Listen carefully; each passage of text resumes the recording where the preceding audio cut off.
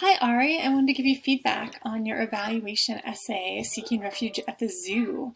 Um, First of all, I wanted to just give you a super props for your awesome thesis statement at the end of your introduction, where you say, despite subpar acting and cinematography, this movie provides a degree of originality, a good storyline, and invokes strong emotions from the viewers. And I love that, you really had kind of a mixed review where it wasn't all like, oh, this is the most amazing movie ever, but you had some good critiques of it, but you also kind of came down on the side of, all things considered, this was a good movie that you enjoyed. One MLA thing that I noticed is you cited this bibliography.com website here in your in-text citation. And technically, when we look back down here at your works cited page, this source citation begins with this article title, and whatever is listed first in the biography, in the works cited entry for a source, is actually what needs to be included in your in-text citation. So this information, in quotation marks, the real story behind the zookeeper's wife, that is what should have been up here in parentheses, is just that article title. So again, it's whatever comes first. So other times, you mentioned the name of the movie, and that was perfect.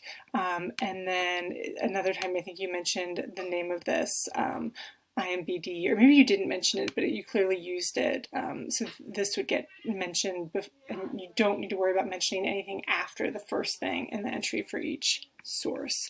So that's just one little MLA info. And then here at the end of this paragraph, I circled in my shaky circling here.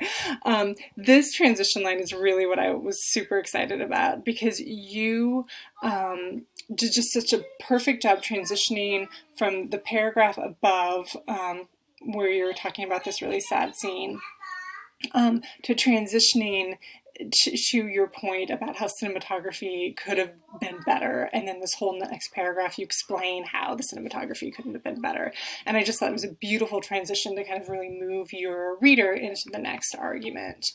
And then finally, your conclusion down here left me feeling a little sad, I'm afraid, because it felt like, even though your first sentence of your conclusion, was like, this was actually a pretty good movie, even though I normally fall asleep, and I enjoyed it. You ended with all the critiques, and so it left me feeling like, oh, but this wasn't a good movie, because he's just telling me about all the stuff that wasn't all that great after all.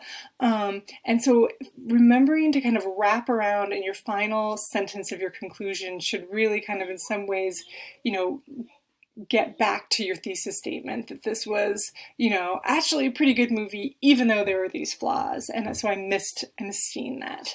But overall, this was a really strong essay. So great work, Ari.